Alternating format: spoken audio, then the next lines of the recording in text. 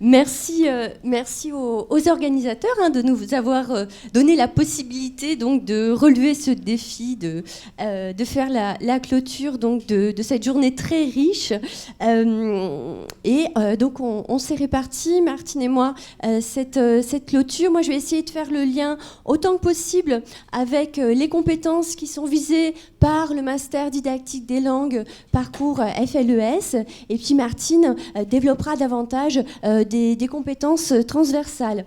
Alors, l'idée, c'était d'essayer de retenir quelques-unes des compétences visées par le master, et il m'a semblé nécessaire dans un premier temps de retenir celle-ci, à savoir gérer des contextes professionnels ou d'études complexes, imprévisibles et qui nécessitent des approches stratégiques nouvelles. Vous avez bien vu tout au long de la journée, l'ensemble des intervenants ont bien souligné la complexité de ces différents contextes. Alors je ne vais pas revenir sur l'ensemble des contextes de formation, mais on a bien vu la variété des publics, la variété des contextes, notamment des contextes associatifs, scolaires, universitaires, la variété des dispositifs avec des classes ordinaires, des classes plus spécifiques, des collaborations entre les différents membres des équipes. Martine reviendra là-dessus, avec toujours une variabilité au niveau des effectifs, des caractéristiques des différents contextes, et puis avec bien sûr des contraintes. Le nombre d'heures que les enseignants souhaiteraient ne correspond souvent malheureusement pas au nombre d'heures qui sont effectivement allouées. Donc on a bien des contextes très spécifiques, et ça c'est une compétence qu'on cherche à développer dans le Master FLE, apprendre à gérer ces situations-là, donc ici dans une perspective d'inclusion et d'insertion. Et puis en lien avec cette première compétence, la capacité ensuite à différencier son enseignement en fonction de la diversité des contextes, des publics et des besoins. Alors là aussi, les intervenants sont largement revenus sur cet enjeu de différencier. On a vu l'importance de l'hétérogénéité qui peut se situer à beaucoup de niveaux différents. Hétérogénéité au niveau de la scolarisation antérieure, au niveau du répertoire linguistique, au niveau des conditions, de la situation administrative, des conditions matérielles, au niveau des connaissances du système éducatif, des méthodologies de travail, de la situation sociale, familiale, au niveau de l'âge. Donc une grande hétérogénéité. Et puis en lien avec cette capacité, il est nécessaire pour les enseignants dans ces contextes de pouvoir, c'est ce qui a été souligné, cerner des portraits linguistiques, s'interroger sur les modalités d'acquisition du français, et puis pouvoir à partir de là mettre en place ce qu'on va appeler une pédagogie différenciée, une différenciation pédagogique, adapter les thématiques au public pour que ce soit des thématiques parlantes. Et puis aussi un autre point qui est revenu de façon récurrente dans l'ensemble des interventions, c'était cette idée de favoriser aussi les échanges, les interactions entre les apprenants, favoriser une coopération, construire quelque chose de collectif, solliciter les différents acteurs, et puis sortir aussi du contexte éducatif, proposer des sorties, et mettre en place également une dimension ludique. Le jeu est revenu un certain nombre de reprises, les simulations globales, et puis d'une façon générale, favoriser une dynamique de groupe, favoriser une entraide et une solidarité entre les membres du groupe.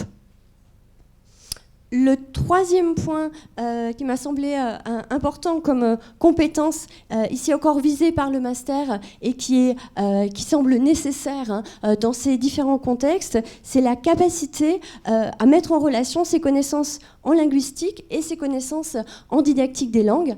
Là aussi, les différents intervenants ont bien souligné l'intérêt d'une sensibilisation aux questions du plurilinguisme pour pouvoir valoriser les acquis des apprenants. Les approches de comparaison entre les langues ont été évoquées également plusieurs fois. L'intérêt de prendre en compte les langues, les parcours des apprenants, leur biographie langagière, et puis être en mesure aussi de mettre en place des réflexions métalinguistiques, par exemple, pour pouvoir comparer les langues, pour pouvoir réfléchir sur les langues.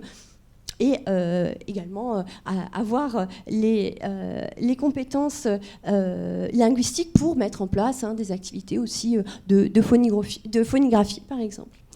Et puis, en lien également avec ce lien entre connaissances en linguistique, connaissances en didactique des langues, autre compétence qui est apparue là aussi de façon marquée, c'est la capacité à adapter à appliquer, choisir et appliquer les théories d'apprentissage et l'approche pédagogique qui va être adaptée là aussi au contexte. Donc adopter une approche adaptée au contexte, adapter sa méthodologie d'enseignement.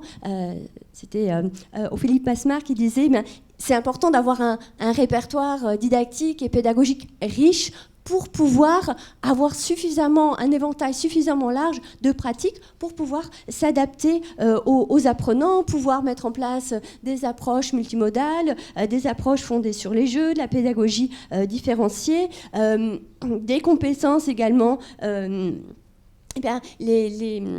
Lors de la table ronde, les anciens étudiants du master ont bien souligné l'intérêt de pouvoir réinvestir des compétences en phonologie, en lexicologie. Et puis, un autre élément qui va être vraiment en lien avec les méthodologies d'enseignement, mais ça va être la pédagogie de projet. Je soulignais à l'instant l'intérêt de mettre en place des interactions entre les apprenants. Les simulations globales, l'utilisation de matériel pour favoriser cette pédagogie de projet qui revient dans tous les contextes soulignés.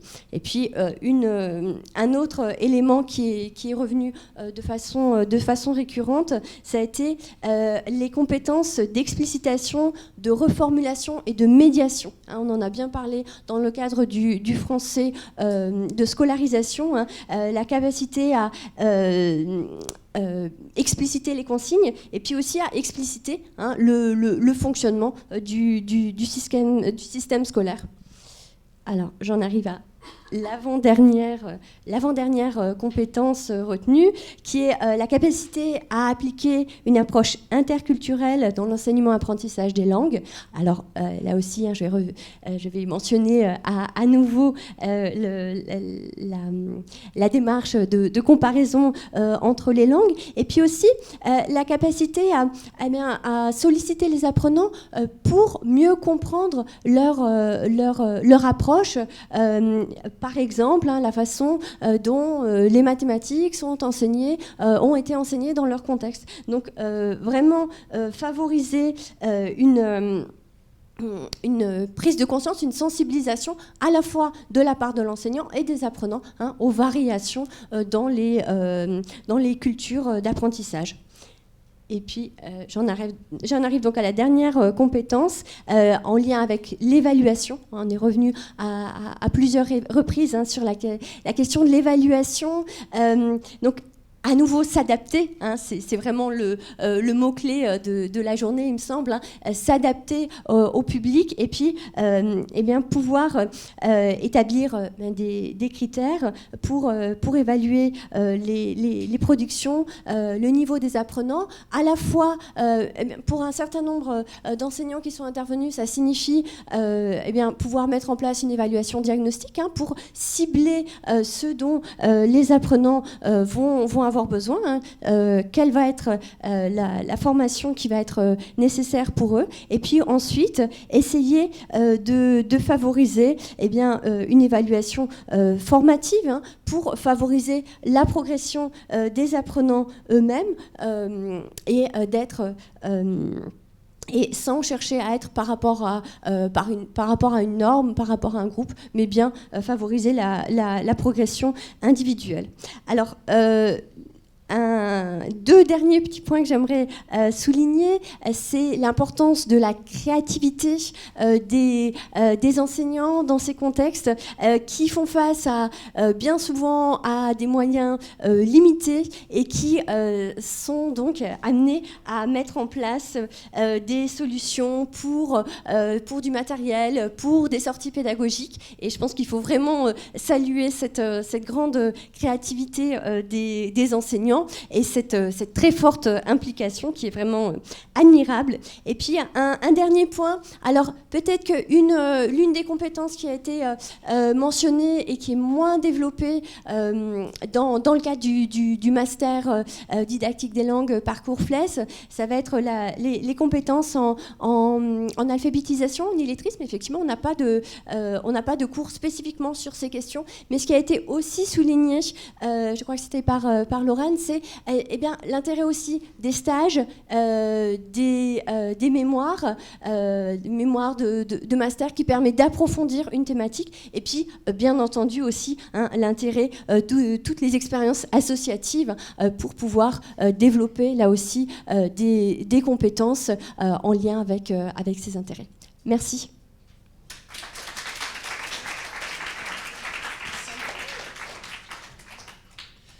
Bon, moi, je vais être un peu plus brève. Je voulais juste attirer votre attention, enfin, en vous ayant tous écoutés, surtout évidemment ceux qui sont intervenus. J'ai identifié, moi, trois leviers importants, en fait, nécessaires pour irriguer vos pratiques et qui sous-tendent, en fait, des savoir-être, pas négligeables non plus. La première, c'est l'information, c'est-à-dire savoir se tenir informé, savoir aller chercher l'information, et pour ce faire, identifier les lieux et les personnes ressources, les contextes pour pouvoir mettre tout ça en lien avec les contextes et les dispositifs, s'informer sur leur variété. Et c'est quand même relativement large cette information, puisqu'elle va être nécessaire pour comprendre vos publics, et elle va être assez large puisqu'elle va de la maîtrise d'informations, en tout cas de la mobilisation de connaissances, de ressources dans le domaine de la réglementation, donc dans le domaine juridique. On l'a vu avec Catherine dans le domaine pédagogique et didactique, mais j'ai envie de dire aussi, dans le domaine évidemment linguistique, mais aussi dans le domaine géopolitique, pour tous ceux qui travaillent auprès des migrants, pour tous ceux qui accueillent ces publics qui arrivent un peu contraints et forcés sur notre territoire. C'est vrai que c'est un peu compliqué d'enseigner, d'exercer face à ces publics sans connaître leur contexte et leur parcours. C'est d'autant plus nécessaire d'aller chercher cette information, et j'ai le sentiment que pour beaucoup d'entre eux, on va chercher l'information avec les dents, parce que la formation continue n'est pas toujours accessible, on n'en a pas autant qu'on le souhaiterait. Donc ça, c'était le premier levier, c'est l'information. Le deuxième levier, Catherine l'a un peu évoqué, c'est faire du lien. Faire du lien, ça je l'ai beaucoup entendu, faire des ponts, aller instaurer des passerelles.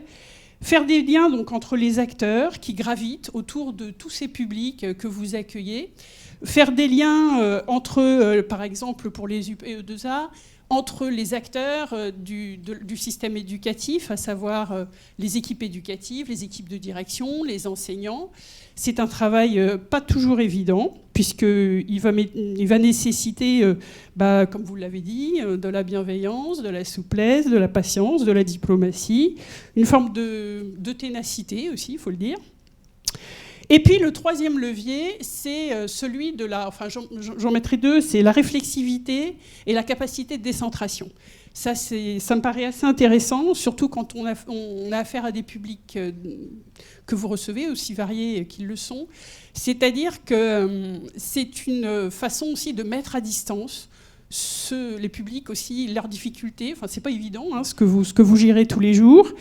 Les mettre à distance pour être plus efficace, pour peut-être pas trop se laisser envahir aussi par les affects. Donc aussi revoir sa posture d'enseignant, au sens un peu traditionnel du terme, revoir cette posture et se percevoir davantage comme un passeur, comme un régulateur, comme un facilitateur.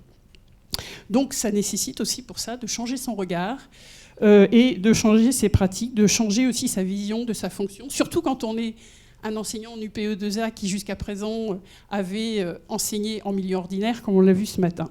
Donc prise de distance, altérité, humilité, vous en avez parlé, ça me paraît judicieux. Alors, la dernière chose, c'est que j'ai aussi le sentiment, ce qui est compliqué pour tous ces professionnels, c'est qu'ils se retrouvent pour beaucoup d'entre eux dans des situations paradoxales. Ou alors, on pourrait dire, ou l'art de composer avec les impondérables. C'est-à-dire que d'un côté, ils doivent mobiliser et fédérer, comme on l'a vu tout à l'heure, pour mettre en place une réelle inclusion, mais en même temps, ils sont un peu seuls. Enfin, moi, c'est le sentiment que j'ai eu. En même temps, ils doivent se conformer à une réglementation qui est, pour le coup, elle n'est pas fossilisée, mais enfin un peu figée. Et il va falloir savoir les tordre, ces réglementations, si on veut faire un travail qui a du sens. Et la troisième chose, c'est satisfaire les besoins de public. Pour eux, ou là où c'est compliqué, c'est qu'il va leur falloir satisfaire les besoins d'un public de plus en plus varié, de plus en plus nombreux, avec des moyens qui, eux, se réduisent. Donc voilà, pris entre ces tensions, c'est pas un travail facile, et il est d'autant plus difficile que ces fonctions, en fait, cette fonction, elle s'inscrit dans un contexte politique sensible, avec, sur fond de migration, les très récentes actualités nous le rappellent. Donc, qu'est-ce qu'on pourrait dire si on devait résumer le profil de ces professionnels? Qu'est-ce qu'on pourrait dire? Couteau suisse humaniste? Ça vous dirait? Voilà, je termine là-dessus, je vous remercie.